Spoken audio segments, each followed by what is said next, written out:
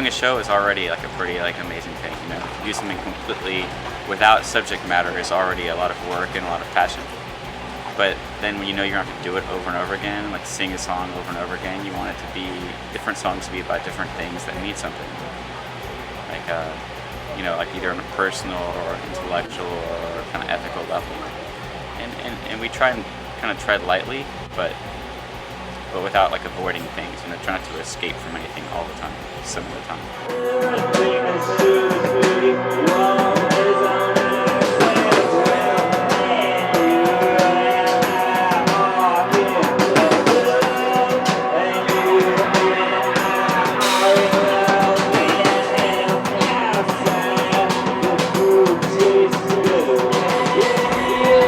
So we've got an album that came out last year, about a little bit less than a year ago, called Peel It, on an American label called the Reverberation Appreciation Society.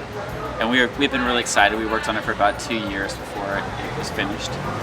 And it came out in the States in a real quiet manner, and we toured a little bit, but we waited a little bit of time and then got the offer to come to Europe.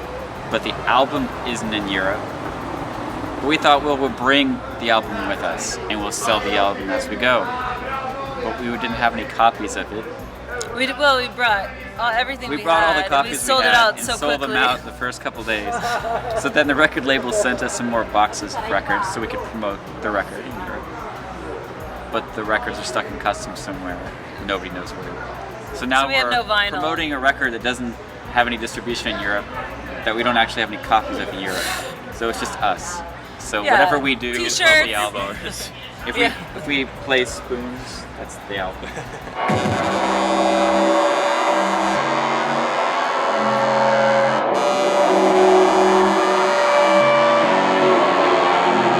Yeah, we've played a lot of the Psych Fest. Then they put out our last record, Peel It, and we played the Psych Fest a couple times. It's been really fun. We played a lot of festivals all over the world over the years.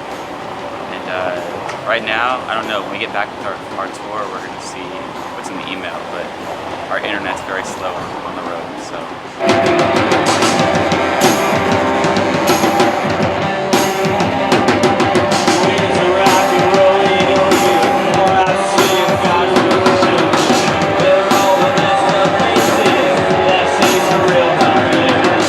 We're not getting paid. I mean, money may move around, but it just goes into like travel expenses and logistics. So I think at this point we have a long way to go before we have like the trouble sleeping at night of Metallica or other douchebag bands. And I got the heart of a cow, the big kid is so defeated. I just want to see silly you go on the blood you drink it.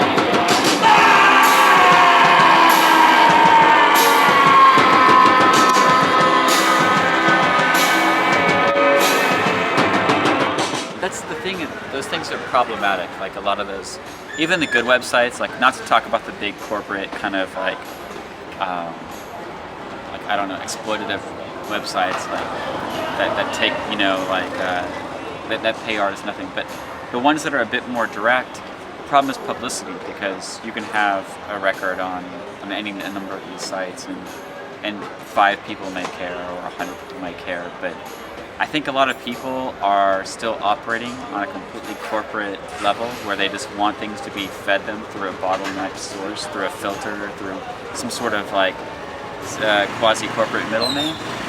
And the direct path, which is what the internet is supposed to provide for people, especially like across like international borders, to like get around things like customs and whatnot. It still doesn't quite work. For some reason, like on the audience level, there's a distrust of artists who make themselves too available. Yeah, and on the artist level, there's just a feeling of I don't know, old-fashionedness, just waiting for somebody else to do what you can do for yourself. Oh yeah. I got the heart of a dog.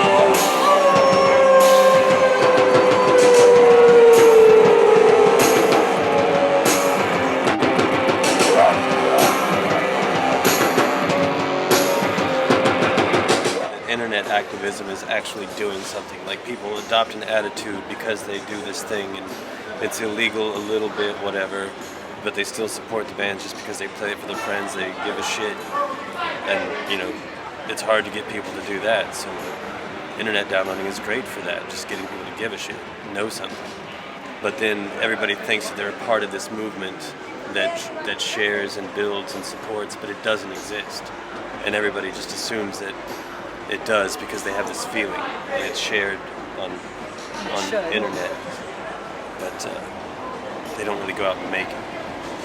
Well, it used to be you had to buy, and this is dating some of us quite horribly, you had to buy a record or you had to go to your friend's house and tape the record to get it. It used to be before the internet, okay? It was like this dark age.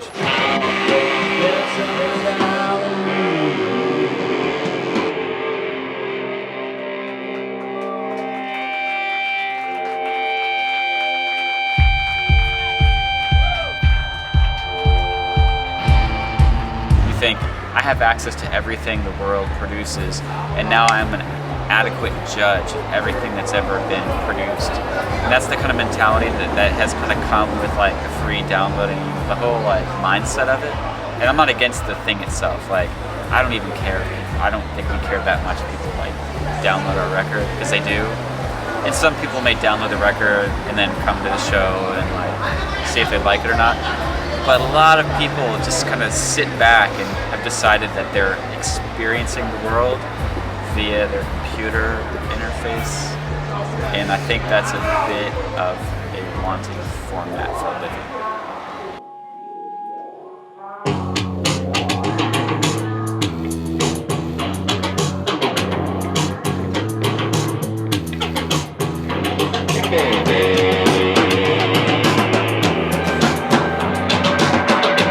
Things to say. I mean, we're just a band, so we can't be too messianic about it, but you know, just write about all kinds of things. Some songs are about like breakfast, and some songs are about like, you know, the footprint of total war and like the shadow it casts on the globe. Yeah, that song "Hello Africa" is about the colonial like misrule in Africa, and Patrice Lumumba and Fela Kuti, you know, these different African kind of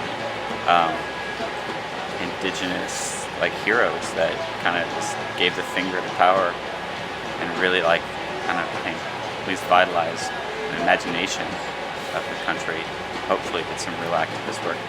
And we're just a band, so I mean, we're kind of restricted to what we can sing about and what we can present, you know, in a very short format. But you gotta stick it to power.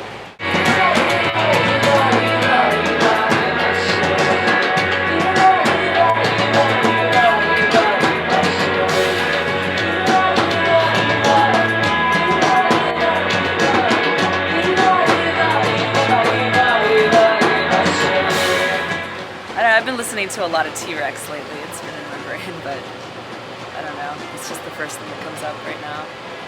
So I'd say the Clipped Beaks are a band that's a constant source of inspiration. Lionel Richie. Yeah, he's great. I saw him perform a few years ago, and he's a really great show. I like the Von Sudenfed record that came out a few years ago. Von Sudenfed. It's Marky Smith and Mouse on Mars working together. It's this amazing record. It's just electronic beats and then him yelling over it.